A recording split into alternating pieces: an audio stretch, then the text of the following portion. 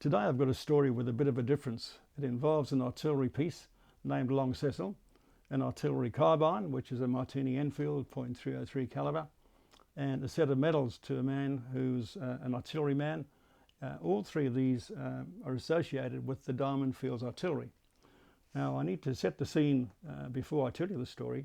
This all occurred during the Anglo-Boer War. War broke out on the 11th of October 1899, and within 3 days Boer forces from both the ZAR and the OVS surrounded the little diamond mining town called Kimberley. Now Kimberley was a most important town in South Africa.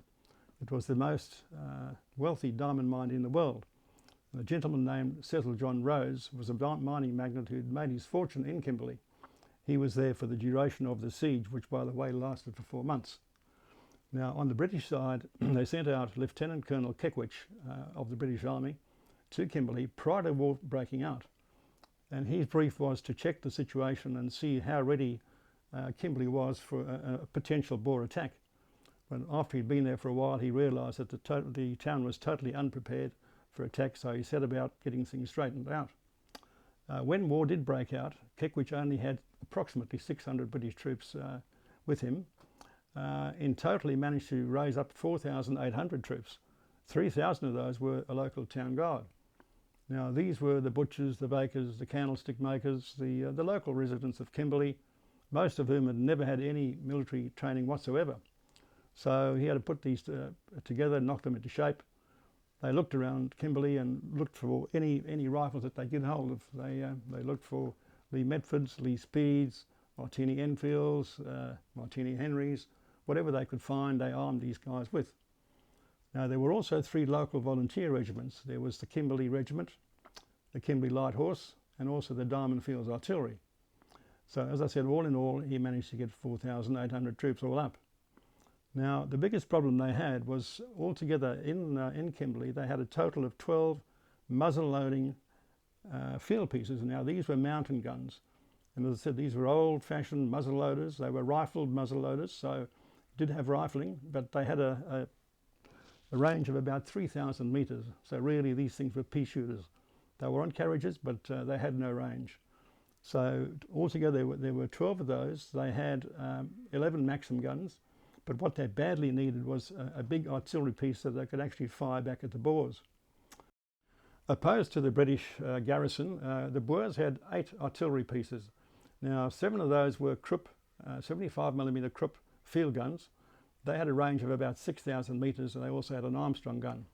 So obviously the Boers soon realised that the British only had a range of 3,000 metres. They placed their big lighters and their redoubts well out of range of the British. The Boers in total had between 3,000 to 6,000 men, depending on what stage of the siege we were talking about. And the siege went on for 4 long months. Now, with regard to Kimberley, they realised that they had a big problem here because they couldn't retaliate. Luckily for Kimberley, there was a brilliant mining engineer called George Labram. He was an American mining engineer who'd gone out to Kimberley prior to the war. He did some quite amazing things during the siege. He arranged a refrigeration unit, he arranged a water pump for the town, and he thought he could possibly make a gun. So he'd been through the DeBeer's workshop, and by the way, Cecil John Rhodes headed the DeBeer's company, and they had a massive workshop. They had lathes, they had a foundry, they had all sorts of metal workers, and he'd been through the workshop and seen a 3-metre long billet of steel. So on Christmas Eve 1899, he went up to Cecil John Rhodes and said, Mr. Rhodes, I've seen this long billet of steel in your workshop. Could I have permission to try and make a gun out of this steel? And Rhodes said, yeah, be my guest, go ahead. So that particular night he set to, having not had any experience before. All he had done, went down to the local library. He'd got as many books as he could do on guns and artillery, set to and designed this gun called Long Cecil. Now, hard to believe, but it took 24 days from woe to go, from the actual initial design of this, with the draftsman involved as well, whose name was Mr. Goff, to the actual completion of the gun. They worked for 24 hours round the clock. They had shifts going in the foundry and in the workshops, in the lathe section. And as I said, 24 days later, she was ready to fire. they decided to name the gun Long Cecil in honour of Cecil John Rhodes. Now the day came, which was the 23rd of January 1900, and she opened fire. This was her first test shot, and the range was spot on. It actually landed, the first shell landed inside a Boer lager, which caused extreme panic. For 3 months the Boers had been totally immune to any fire from Kimberley, and all of a sudden this gun had come out from nowhere and was shelling their positions.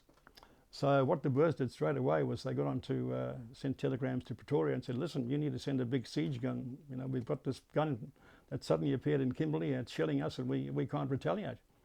So within about a week or so, they actually did send one of their siege guns, which is a 155mm Snyder Creosote. It's a French gun, and they started firing back at Kimberley. And this was around, I think it was the 6th of February 1900. They only had 2 weeks to go before the siege was raised. So that's the story about Long Cecil. Now, I'm holding here, as you can see, an artillery carbine. What this is a Martini-Enfield. It was made, or converted, should I say, in 1898. It's a Mark I, as I said, .303 caliber, and it's an artillery carbine because it's got the bayonet boss on the end. And we'll show you this takes the pattern 1888 bayonet, the same as the lee-metford or lee-enfield. Now the interesting thing about this little carbine, I've mentioned Diamond Fields Artillery, which was the unit that fired Long Cecil, and we'll show you on the brass butt disc here on the butt. It's stamped 1899, being the 8th month of 1899, and 3 letters, which is DFA, and that's Diamond Fields Artillery, and there's also a racking number. So this little carbine was used during the siege of Kimberley. It's also got Cape Government stamps on the top of the receiver here, but it was used by the Diamond Fields Artillery, and they reckon between 96 to 104 men. So we're only talking 100 odd men, and certainly one of those men would have been carrying this carbine. In addition to the carbine, I've got a set of medals here. There are 4 medals. They're named to a gentleman called Nicholson. Now Nicholson was 20 years old. He was a Lancashire collier. He'd been a coal miner in Lancashire prior to joining up with the Royal Artillery. He joined up at the age of 20, and he was posted over to India. He spent about 6 years in India and was given was awarded the India General Service Medal with a Bar Burma. While he was there, he took part in the campaign in Burma in 1886-87. He did his 12 years with the British Army and eventually was demobbed, or discharged, should I say, in 1903. I beg your pardon, 1893. Being a miner initially, he heard about the diamond mines in South Africa, and he made his way to South Africa. He headed straight for Kimberley, being a miner, and decided to try his luck on the diamond fields. So once he arrived in Kimberley, being an old ex-serviceman, he must have heard about the local regiment, Diamond Fields Artillery. So he goes along and joins the Diamond Fields Artillery. And these 2 medals, this is the Cape of Good Hope General Service Medal with a Bar Bechuanaland, and this one here is the Queen South Africa Medal with a Bar Defence of Kimberley and Transvaal. And at the end is this beautiful medal, I think, called the Kimberley Star. And this Kimberley Star was awarded by the Mayor of Kimberley at the end of the war, and it was given to all those men who'd served during the siege, all the defenders of Kimberley. So irrespective if you were a British serviceman or one of the men in the town guard, they all got this Kimberley Star. This particular star has been named on the reverse to Nicholson, Corporal Peter Nicholson, Diamond Fields Artillery. And as I mentioned, these 2 also on the edge of the medals are named to 182 Corporal P. Nicholson, Diamond Fields Artillery. So we have a photograph of the gun crew of Long Cecil. And I've made 2 trips to Kimberley over the years, and on both occasions I went to the museum. They were most helpful. I went down to the archive section and I asked them, did they actually have a roll of the names of the men who'd served on Long Cecil? And unfortunately they don't. They've got the name of the officer, but not of the various men. So we'll show you a photograph of the gun crew with Long Cecil in the background. There are about 12 or 13 men there. There are a few men with stripes on their sleeves, and 2 of the men are wearing a single ribbon on their chest, a campaign ribbon.